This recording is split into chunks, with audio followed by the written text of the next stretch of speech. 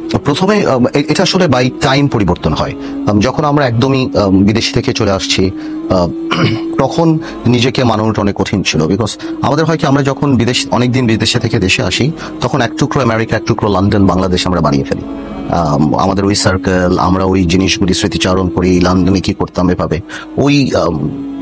ওই ট্রান্সফরমেশনটা অনেকেই করতে কষ্ট হয়ে যায়।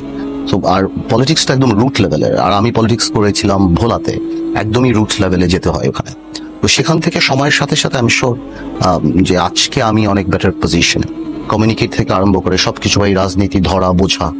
একটা সময় অনেক কিছু সারপ্রাইজিং লাগতো, বিকজ আমরা তো আর এই ধরনের রাজনীতি দেখে খুব একটা অভ্যস্ত ছিলাম না, বাট তারপরও এখন আস্তে আস্তে মানিয়ে চলছে।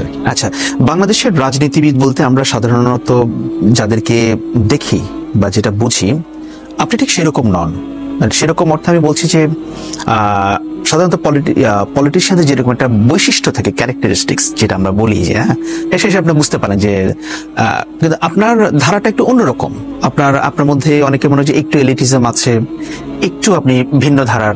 ব্যাপারটা কি, একটু আপনি কখনো ফিল করেছেন এটা, বাকি আপনাকে বলেছে কখনো? এলিটিজম থাকাটা তো খারাপ কিছু না, বা জনগণ কিভাবে আমাকে পারসিভ করে সেটা আমি না, বাট ডেফিনেটলি আমরা যে প্রজন্মের, তাদের কাছ থেকে তো আপনি আগের প্রজন্মের যারা ছিলেন ওনাদেরকে সম্মান রেখে বলি, ওনাদের চেয়ে তো ডিফারেন্ট আমরা হবো, এটাই তো খুব স্বাভাবিক। এবং আমি শিওর ওনাদের এই ডিফারেন্সটা মেনে নেওয়ার মানসিকতা থাকতে হবে, এবং অ্যাট দ্য সেম টাইম আমাদেরকেও ওনাদেরকে রেসপেক্টের জায়গাটা রাখতে হবে, যে এদের মোর এক্সপিরিয়েন্স উইচ ম্যাটার্স। আর সেই জিনিসটাকে আবার আজকে দেখুন, আজকে অ্যারাউন্ড 5 কোটি ফেসবুক ইউজার্স, এদের বয়স সবারই 40-এর নিচে। এমন একটা সময় ছিল ঢাকা ইউনিভার্সিটি থেকে হরতাল ডাকলে বাংলাদেশের প্রত্যেকটা জায়গাতে হরতাল হতো শিক্ষা প্রতিষ্ঠানে, কিন্তু আজকে ঢাকা ইউনিভার্সিটিতে হরতাল ডাকলে এনএসইউ বা ইউবিতে হয় না। সো আপনার বুঝতে হবে যেখানে একটা অনেক স্তরের একটা ব্যাপার আছে, যেখানে একটা ডিফারেন্স দাঁড়িয়ে গেছে। আমরা সেইং এটা ভালো কি খারাপ, কিন্তু আগে এই স্তরটা এরকম ছিল না, এখন এই ক্লাস বা এই স্তরটা হয়ে গিয়েছে যে একটা। তো এখানে দেখা যাচ্ছে যে আমরা কিছুটা সেখানকার, আবার কিছুটা এখানকার। আপনি দীর্ঘ সময় বিএনপি নেতৃত্বে যে 4 দলীয় জোট সেখানে ছিলেন, সেখানকার আপনার অভিজ্ঞতাটা কেমন ছিল? আমি এদিক থেকে খুব লাগে, আমি যখন বিএনপি জোটে ছিলাম, I was probably the youngest শীর্ষ নেতা যে ছিল যেখানে। আমি প্রথম 1.5-2 বছর একদমই শেখার ভূমিকাটাই ছিলাম। আমি সেরকম ভূমিকা, আমি অনেক দূরে বসতাম, শুনতাম, কারণ এত বড় বড় রাজনীতিবিদ সেখানে যারা ছিলেন, বিএনপি চেয়ারপারসন থেকে আরম্ভ করে বা অন্যান্য রাজনৈতিক দলের অনেক বড় রাজনীতিবিদ ছিলেন। তো আমি আস্তে আস্তে দেখা গিয়েছে যে আমি কাছে আসা আরম্ভ হয়েছে, আমার গুরুত্বপূর্ণ সিদ্ধান্তে পার্টিসিপেট করা আরম্ভ হয়েছে, অনেক গুরুত্বপূর্ণ সিদ্ধান্তের অংশ ছিলাম। পার্লামেন্টে ভূমিকা ছিল, অ্যাক্টিভ ভূমিকা ছিল, মিডিয়াতে অ্যাক্টিভ ভূমিকা ছিল, বস্তুনিষ্ঠভাবে সরকারের সমালোচনা করার চেষ্টা করেছি।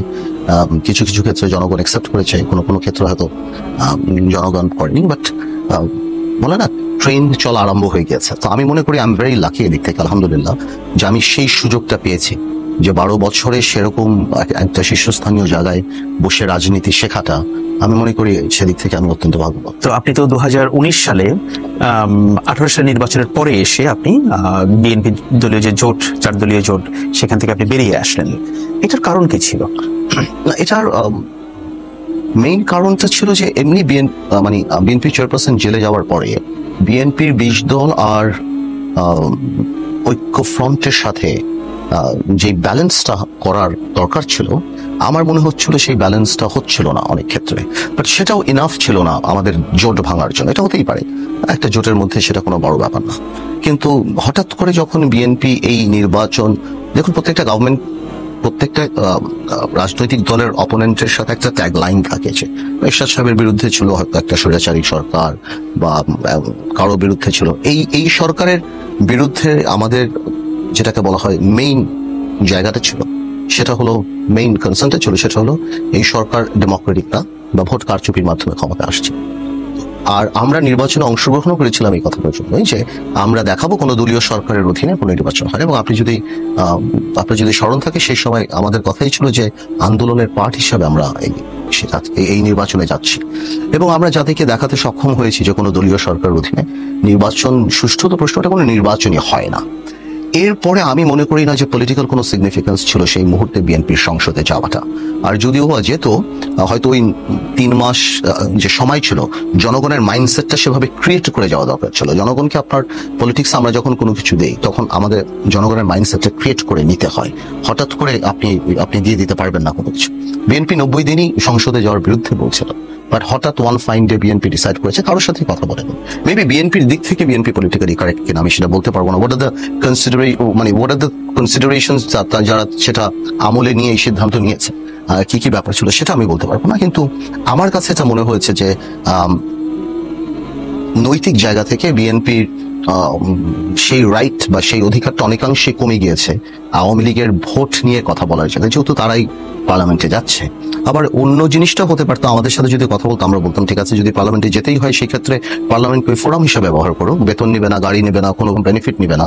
মানে পলিটিক্স ব্ল্যাক অ্যান্ড হোয়াইটের মাঝখানে অনেক কিছু থাকে, বাট আমরা we war surprised, we were taken back, আমরা তো আর জানতাম না। আচ্ছা, আমার মনে হয়েছে যে এটা জনগণের ইচ্ছার প্রতিফলন। যদি বিএনপি সেই সিদ্ধান্ত না নিত তাহলে কি আপনিও এই সিদ্ধান্ত নিতেন না?